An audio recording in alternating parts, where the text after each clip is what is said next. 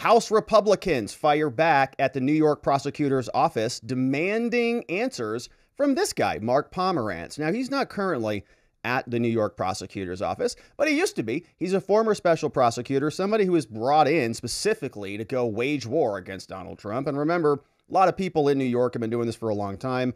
Alvin Bragg, one of the conditions of him running was that he was going to go and prosecute Trump. And so he got elected, and there were people who were already in this game, like Mark, who were very upset, very angry when Alvin Bragg said, I'm not going to continue the prosecution. And in fact, Mark threw a hissy fit. He wrote a book about this. He was appearing on 60 Minutes, and he was saying, I dedicated my whole life to this. This is very important to me. Trump's a menace, and we have to eliminate him and all this stuff. And we're going to listen to a clip from him.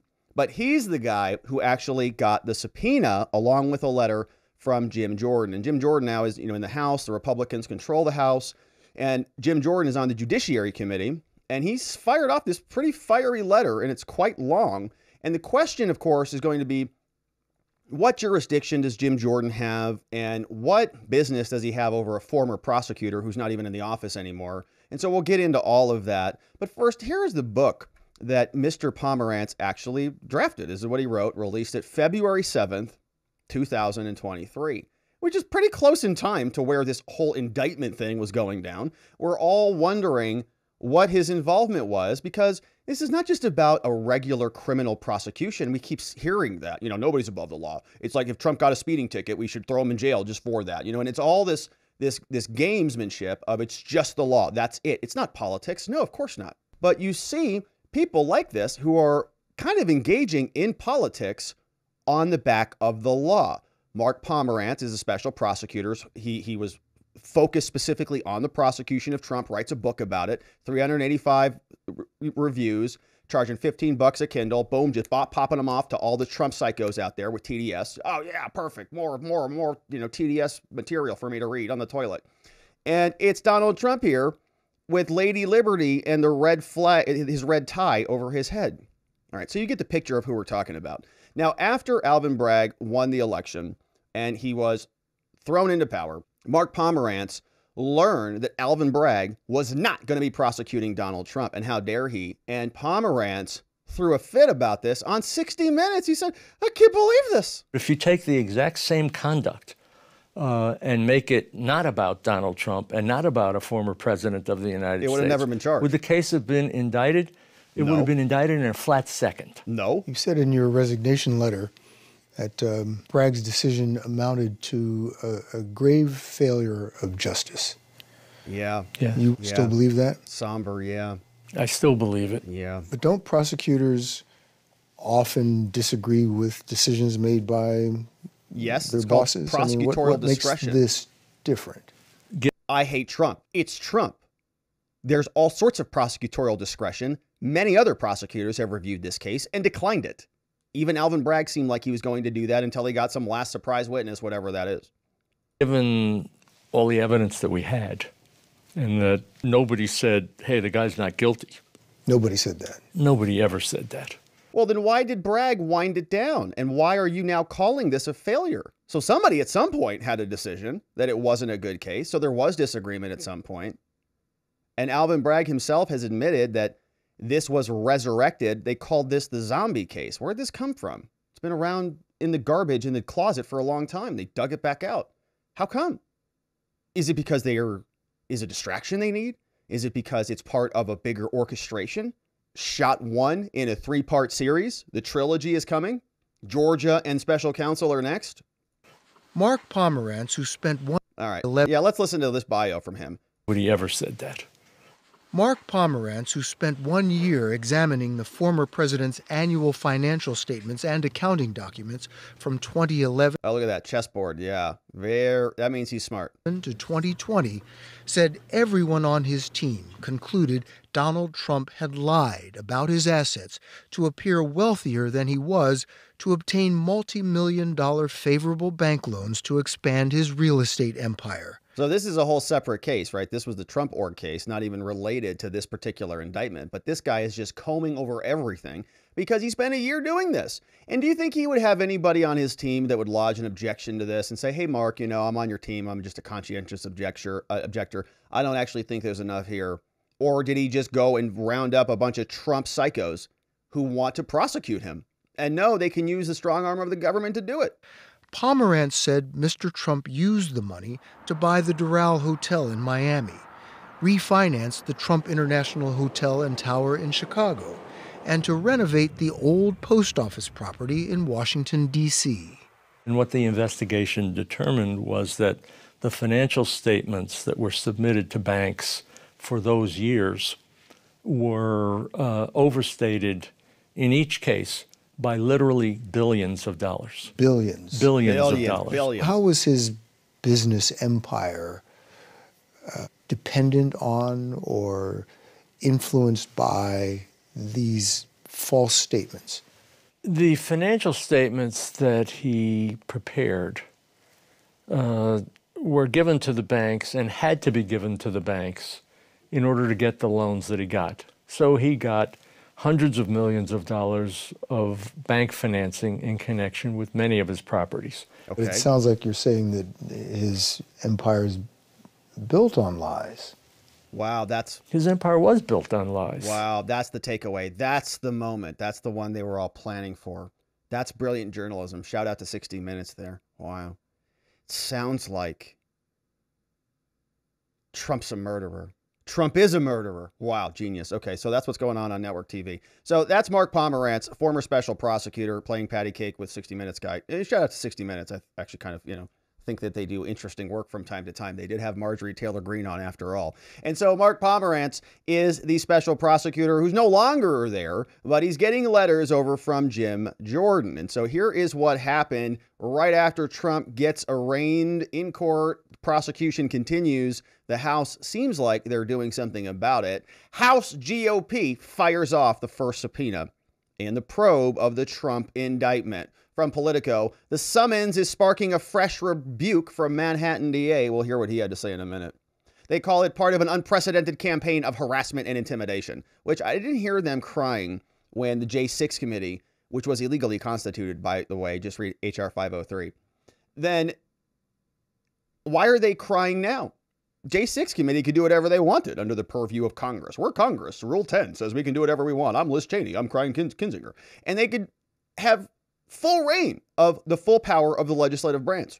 Here, Jim Jordan doesn't have it, apparently. Well, we'll see about that. Now, the House GOP on Thursday fired off its first subpoena in its investigation of the DA Alvin Bragg, escalating a standoff over the indictment of former President Trump. He is the House Judiciary Chair from Ohio, summoning Mark Pomerantz, who we just heard from, former county assistant district attorney, to appear behind closed doors for a depo April 20th. Mark your calendars. Politico got a copy of the subpoena. Now, there is a letter that we're going to read through. They say it's a little unusual for Congress to subpoena a line prosecutor. And Jordan, in his Thursday letter, we're going to see, alleges that Bragg's office told Pomerantz not to cooperate. Bragg's office issued a fiery response. Pomerantz issued a rebuke and wrote a book where he included details of this investigation. Okay, so he's making this public now. All the secret investigation that he does is now public. So that's how this works. You can just go work for a prosecutor's office, prosecute your political enemies, not bring charges, use the prosecutor's office to get leverage, go investigate this, maybe issue a subpoena. Hey, I'm from the prosecutor's office. I want to have an interview with you. Come down to my office. For a year, rummage through all of his records, look at all of his spreadsheets, subpoena this, subpoena that. And then when charges don't get brought, he just leaves and writes a book about it and details it anyways. It's disgusting, right? It's going in and exploiting your position, your time at the government, and then using it against your political opponents. They have no shame if they're not actually using the FBI to go and abuse Republicans, in particular Trump. Then they go work at state level prosecutors, and if they don't do anything, they leave and write a book about it. So the January 6th committee, Politico, is very interesting that they admit this. The January 6th Select Committee used a similar argument against White House Chief of Staff Mark Meadows' resistance to a summons, saying he waived any potential privileges by releasing a book that describes some of the interactions with the former president. Meadows was later held in contempt of Congress for refusing to testify, but the DOJ declined to prosecute him. Oh, interesting. So there is some precedent here. Yeah, the January 6th committee said a bunch of it, and we're very happy to see that the pendulum is swinging the other way. I wish there was no pendulum, to be quite frank about it. I wish we had competent government that didn't weaponize everything to go and prosecute political enemies, but it all started now with this committee. Well, it started a long time ago, but this committee is the latest iteration of it. J6 committee started it. This committee's responding. Another witness who wrote a book, Peter Navarro, is currently being prosecuted for this, for contempt of Congress. They started it. We covered that case. You better respond to a subpoena from Congress or else. Jordan told Pomerantz, we'll read the letter, the subpoena just came days before Trump appeared in New York. Of course, we've covered that in detail. Multiple volleys back and forth. Oversight James Comer, Administration Brian Steele last week requested a list of questions that they would want to ask. Now, there's some conversation about specifically subpoenaing Bragg. Says that Dubek, while urging Republicans to negotiate before a potential subpoena of Bragg, also offered a blistering critique of the investigation in her letter, calling the accusations of a political persecution baseless. Bragg's office responded, and we'll go through some of this. Now, the Dubek letter is, we'll see if that pops up. But anyways, so that is what is happening. That is from House GOP Jim Jordan. We'll read the letter, but before we get there, let's listen to Jim Jordan explain this when he was on with Fox and Friends. Let's bring in Congressman Jim Jordan. He's chairman of the House Judiciary Committee, and he's also the weaponization of government. Congressman, we didn't know we didn't know. Yeah. Now that we've seen the 16-page indictment, does that make you more apt to make sure that Alvin Bragg comes to Washington to testify to explain himself? Yeah, because he said yesterday he had additional evidence. I didn't see any additional evidence, and he said 34 counts. I think that's the invoices, the vouchers, and the checks, and it totals up to 34. So I think a lot of people thought there was no case here before his announcement yesterday, before the arraignment yesterday, before we got to see the indictment. But now after we've seen all that yesterday, I think people think it's even more political than we thought beforehand. Of course, my big takeaway is just how relentless they've been after President Trump. I mean, they spy on his campaign, they raid his home, now they indict him for a campaign finance violation when he didn't even use campaign funds.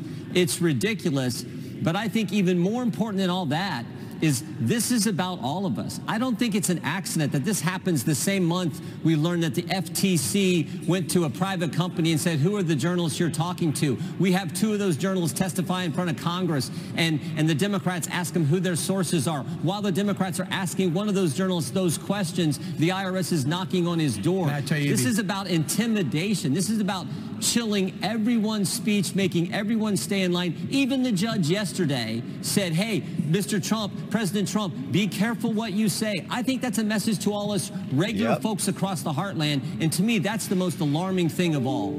Yeah, if Trump is silenced, if he's got to be extra careful about it, what about the rest of us? It feels like Trump is shackled, which emanates to the rest of the party, emanates to the rest of the movement, because maybe you're concerned that you're going to get indicted.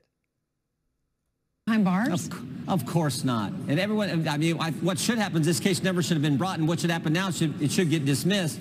But we're going to have to wait till what? I think December 4th is the hearing, and the trial scheduled for even into next year, into next January. Of course, why not? This is ridiculous. Everyone gets it. Remember, the Department of Justice wouldn't bring the case. The former District Attorney Cy Vance wouldn't bring the case. And even Alvin Bragg himself wouldn't bring the case until two of his guys resign, pitch a fit, get the left all fired up.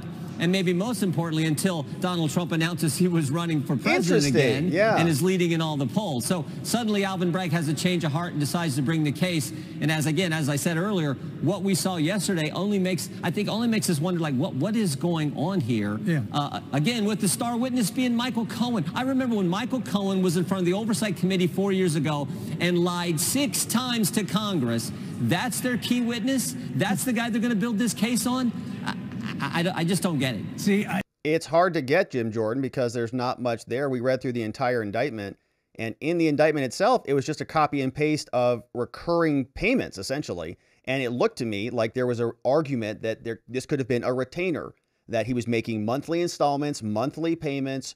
Michael Cohen was on call. Michael Cohen, in many of the letters that we reviewed, confirmed through his counsel, and you can read the letters. They're all available at spotlightlawyer.com/Trump. The full mind map is there. You can see the letters that Cohen's lawyer sent to the FEC, 2 of them. You can see the letters that Stormy Daniels sent. All of this was corroborated by Robert Costello, who said that Michael Cohen told him a long time ago that Trump knew nothing about this.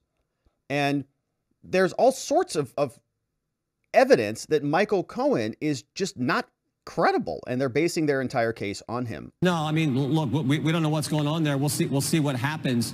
What I do know is the left never stops. That's true. It was 2016, they spied on his campaign. 2018, it was Mueller investigation. 2020, it was suppressing the Hunter Biden laptop story. 2022, it's raiding his home 91 days before the election. And now it's this in the run-up to the 2024 presidential race. As I've said many times before, why won't they just let we, the people, decide who we want representing in office? Why do they always have to, the FBI or the left, get involved in every single election trying to put their finger on the scale? They've been out to get President Trump ever since he went in public life and ran for office. And I think it's because he's actually fighting for we the people, not fighting for the establishment in the swamp here. And that's the key problem I think the left has with President Trump. I don't think it's because they're cheaters. They can't play fair.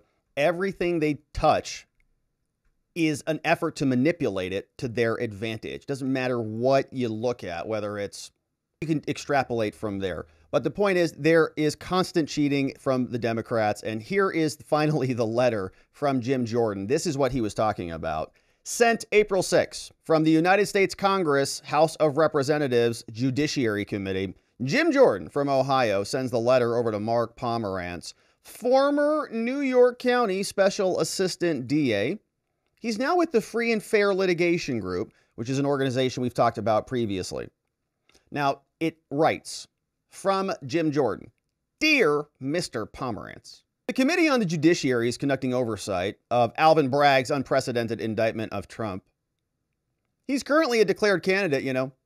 Now, they say on March 22nd, we requested that you, Mark, voluntarily cooperate with our oversight by providing relevant documents and testimony pertaining to your role when you were Special Assistant DA leading the investigation into Trump. Jordan says, we received a reply from you dated March 27th, stating that at the instruction of the DA's office, Alvin Bragg, that you would not cooperate with our oversight. Wow. Now, you enclosed a copy of the letter that Alvin sent you, directing you not to cooperate. So even Alvin is telling him, be quiet about this, Marky. Jordan says the Supreme Court, Mark, has recognized that Congress has a broad and indispensable power to conduct oversight, which encompasses inquiries into the administration of existing laws and other things.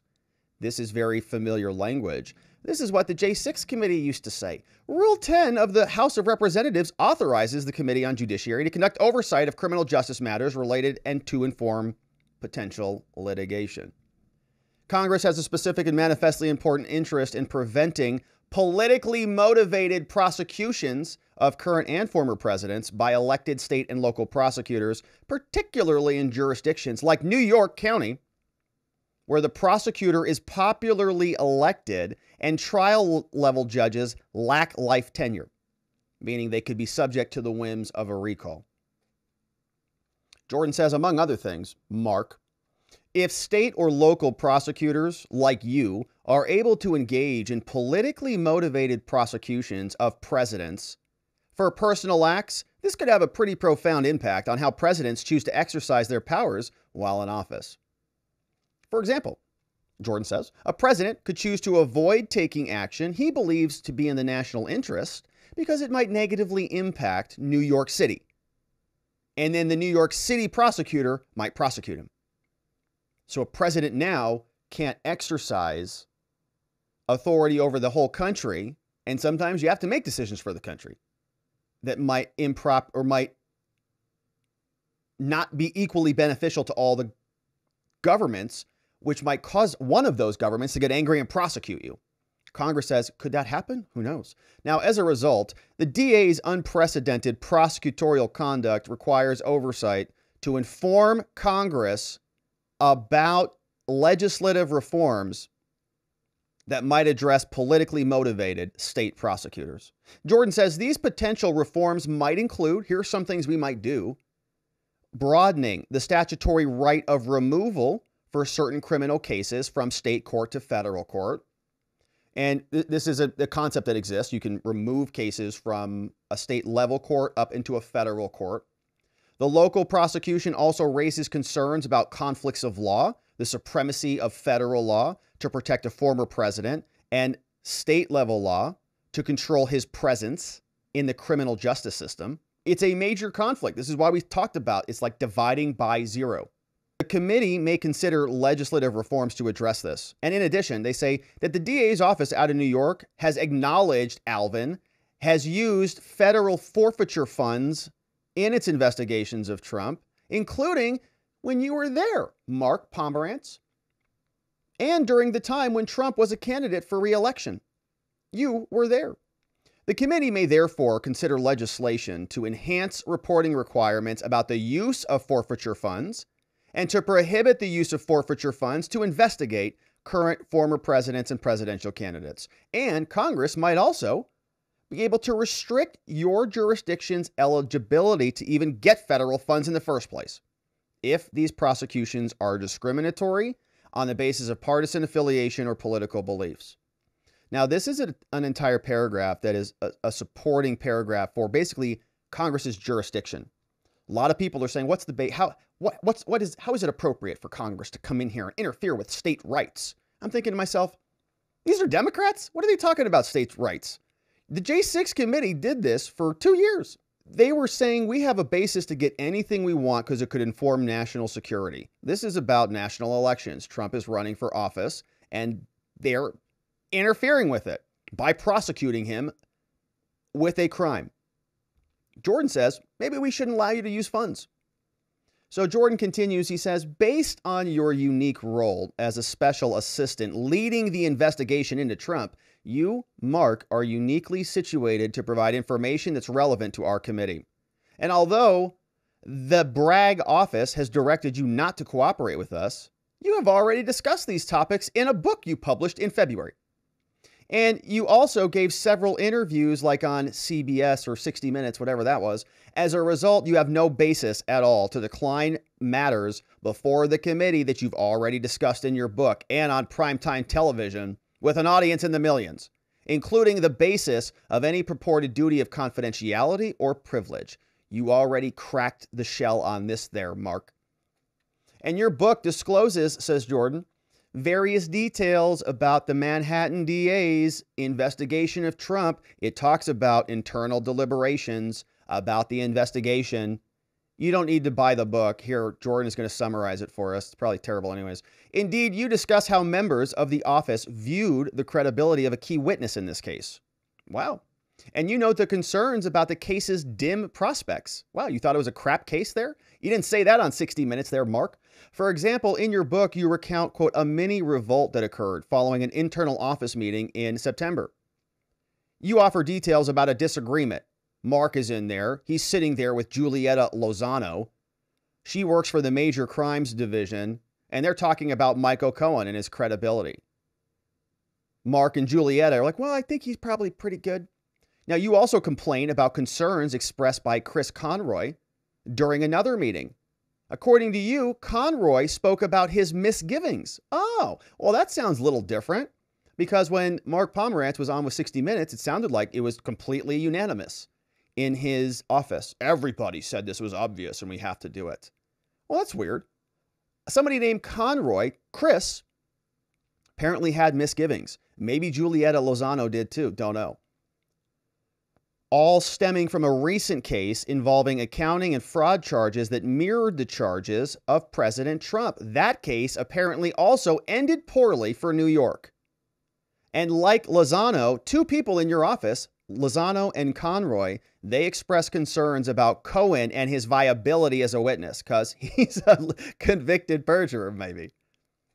You accuse other lawyers of being relentlessly negative, dwelling on all the difficulties and issues with the case, and refusing to acknowledge the positives. Okay, so the whole office thinks this is a crap case, and Mark Pomerantz is just so TDS'd out of his mind, just jacked up on that stuff every morning, gets a fresh hit of it, and he is demanding you abide by what I think this case looks like. This is the disagreement. These are prosecutorial discretions. This case is weak as heck. But when he was doing his interview, he never made that known. Referring to your former colleagues as conscientious objectors, merely for opining about a weak case and pointing to its many fatal flaws. You ultimately dismiss their concerns about the investigation by suggesting that they were either too lazy to do the work, wow, or did not know the evidence, or they were somehow afraid of bringing the charges against President Trump. That's nice. Yeah, a bunch of ad hominems there from this prosecutor. This guy sounds like a typical prosecutor. Giant crybaby, going to do everything backwards to make the charges stick no matter what. And then when he doesn't get his way, calls everybody else lazy idiots for not knowing the evidence or wussies, too afraid to even bring the charges. This guy. Your book, described as a 300-page exercise in score settling and scorn, according to footnote 17, a review from Lloyd Green, also reveals the extent to which the Manhattan DA's office appears to have been politically motivated in their prosecution. Jordan says, Mark, specifically, you describe your eagerness to investigate Trump, willing and writing that you were, quote, delighted to join an unpaid group of lawyers advising on the Trump investigations. So for a full year, this guy drops everything and makes it his life work to go do this. And joking that salary negotiations had gone great because you would have paid to join the investigation. No, they don't need to pay me. I'll pay to join it. That's how much this dude hates Trump.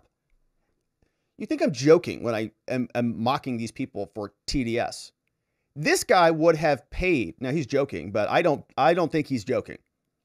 What does it take for me to prosecute Trump? I want to be on the team. You frivolously compare President Trump to mob boss John Gotti. You claim the DA's office was warranted in throwing the book at him. You claim that you would become a master of breaking the law in ways that were difficult to reach. You explained that the collective weight of Trump's conduct over the years left no doubt in your mind that he deserved to be prosecuted.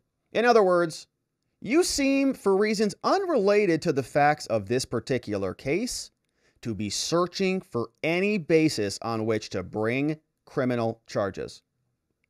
100%. This guy is dedicated to this, working for free, a full year, would pay to get on the team. Now, although you were able to, according to you, quote, put aside your personal feelings during the investigation, your depth and your personal animosity towards him is apparent.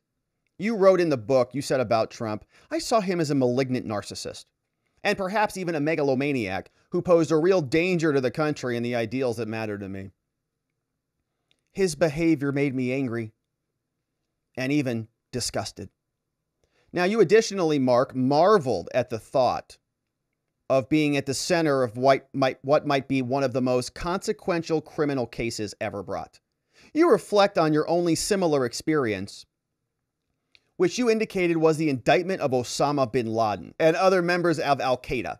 So this could only reach the same threshold of 9/11 prosecutions. They really think this. They really think that Trump did the worst thing since the Civil War. That's in their language. That's not me being hyperbolic. Biden has said that. I'm pretty sure Kamala has said that. Karine has said that. The worst thing since the Civil War. They skip over 9/11. They skip over Pearl Harbor. At least Mark was referencing Osama. Gosh, this could be even bigger than Osama prosecuting Trump for some spreadsheet problems. Drawing a parallel between these two items, vastly different matters, speaks volumes, Mark, about the mindset that you brought when you were investigating Trump. And so these perceptions appear to have colored your work as a special assistant to the point where you even resigned because the investigation into Trump was not proceeding fast enough to your liking. In your resignation letter, Mark, you judged and prejudged the results of the investigation. You said Trump is guilty of numerous felony violations. You said, I'm not going to be a passive participant, and this was a grave failure of justice.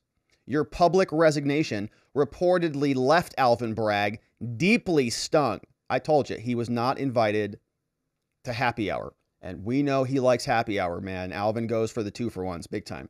And caused him to issue an unusual public statement emphasizing that the investigation into Trump was far from over. He's like, no, let me come. Mark, your book also contributed to the political pressure on DA's office to bring the charges. And so for the foregoing reasons, in light of your disregard of our earlier voluntary request, please find attached a subpoena compelling your appearance for a deposition. Sincerely, your friend, Jim Jordan. Look forward to seeing you April 20th. Now, that is the letter from Jim Jordan over to Mark Pomerantz, former New York prosecutor, obsessed with Donald Trump. Subpoena has been issued and delivered. And we'll see if Mark Pomerantz shows up or if he is referred over to the DOJ and held in contempt. Now, Alvin Bragg responded to this investigation. He posted this right after. The House Judiciary Committee, they said, here's the subpoena and the cover letter over to Alvin's former prosecutor, Pomerantz. You see the GOP posted that. And so then Alvin responded, oh, here's our response. And they did a little retweet with a statement. Here's what Alvin said.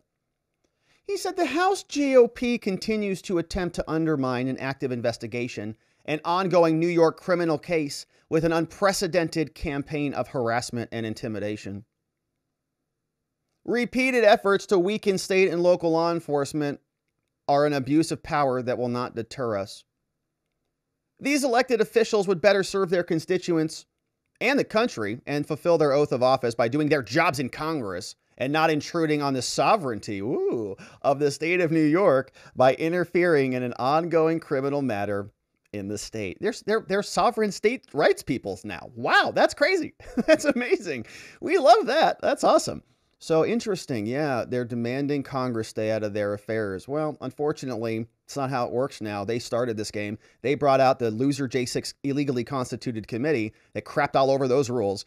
And now it's their turn to be a part of the process. Shout out to Jim Jordan for sending subpoenas out to Mark Pomerantz. Hopefully Alvin Bragg is next and the rest of the DA's office. I think we should form a special select committee. In fact, it doesn't even need to be legally constituted. No reason for it at all. We'll continue to follow. Thank you for subscribing wherever it is you're watching this. Thank you for liking this video, and we'll look forward to seeing you on the next one.